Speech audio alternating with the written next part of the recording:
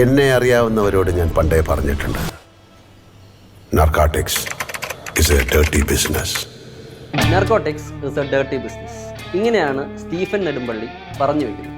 ഇന്ത്യയും നമ്മുടെ കൊച്ചു കേരളവും നേരിടുന്ന ഏറ്റവും വലിയൊരു പ്രശ്നവും ഈ ഡ്രഗ് മെനസാണ്. ഇതിൻ്റെ പ്രധാന കാരണം ഇന്ത്യയുടെ ജോഗ്രഫിക്കൽ ലൊക്കേഷൻ തന്നെയാണ്. ലോകത്ത് ഏറ്റവും കൂടുതൽ ഡ്രഗ് പ്രൊഡ്യൂസ് ചെയ്യുന്ന 2 റീജിയൻസിൻ്റെ നടുക്കാണ് ഇന്ത്യ സ്ഥിതി ചെയ്യുന്നത്. ഇനി ഇത് ഏതൊക്കെയാണെന്ന് നോക്കാം. ഇന്ത്യയുടെ ഈസ്റ്റേൺ ബൗണ്ടറിയിലേക്ക് നിങ്ങൾ പോയി കഴിഞ്ഞാൽ we are having the golden triangle.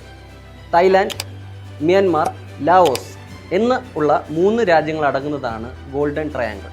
ഈ ഗോൾഡൻ ട്രയാങ്കിളാണ് പലപ്പോഴും നമ്മുടെ നോർത്ത് ഈസ്റ്റിലുണ്ടാവുന്ന പ്രശ്നങ്ങളുടെ കാരണം. ഇനി നമ്മൾ വെസ്റ്റിലേക്ക് പോയി കഴിഞ്ഞാൽ we are having the golden crescent. Pakistan, Afghanistan, Iran എന്ന 3 രാജ്യങ്ങൾ ചേരുന്നതാണ് ഗോൾഡൻ ക്രസൻറ്റ്. ഈ ഗോൾഡൻ ക്രസൻറ്റിൻ്റെ പ്രസൻസ് ആണ് പഞ്ചാബിലെ ഡ്രഗ് മെനസിന് പ്രധാനമായ ഒരു കാരണം. അതുപോലെ തന്നെ പാകിസ്ഥാൻ ISIയും ഇതിൽ വലിയൊരു റോള് പ്ലേ ചെയ്യുന്നു. ഇനി ഇൻട്രസ്റ്റിംഗ് ആയിട്ടുള്ള ഒരു ഫാക്ട് കൂടെ പറയാം. ഒരു കാലഘട്ടം വരെ ലോകത്തെ ഏറ്റവും കൂടുതൽ ഓപ്പിയം പ്രൊഡ്യൂസ് ചെയ്തിരുന്നത് അഫ്ഗാനിസ്ഥാനാണ്. താലിബാൻ അധികാരത്തിൽ തിരിച്ചു വന്നതിനോട് അനുബന്ധിച്ച് ഇവിടുത്തെ ഡ്രഗ് പ്രൊഡക്ഷൻ വളരെയധികം കുറഞ്ഞിട്ടുണ്ട്. ഏകദേശം 90% ഓപ്പിയം പ്രൊഡക്ഷൻ ഇവിടെ കട്ട് ഡൗൺ അയച്ചിട്ടുണ്ട്. ഏറ്റവും കൂടുതൽ ഡ്രഗ് പ്രൊഡക്ഷൻ ഇപ്പോൾ നടക്കുന്നത്, അല്ലെങ്കിൽ ഓപ്പിയം പ്രൊഡക്ഷൻ ഇപ്പോൾ നടക്കുന്നത് മ്യാൻമാറിലാണ്.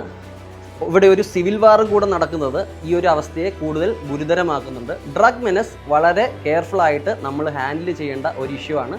കാരണം ഒരു ജനറേഷനെ തന്നെ ഇല്ലാതാക്കാൻ ഈ ഒരു ഇഷ്യൂവിന് പൊട്ടൻഷ്യലുണ്ട്.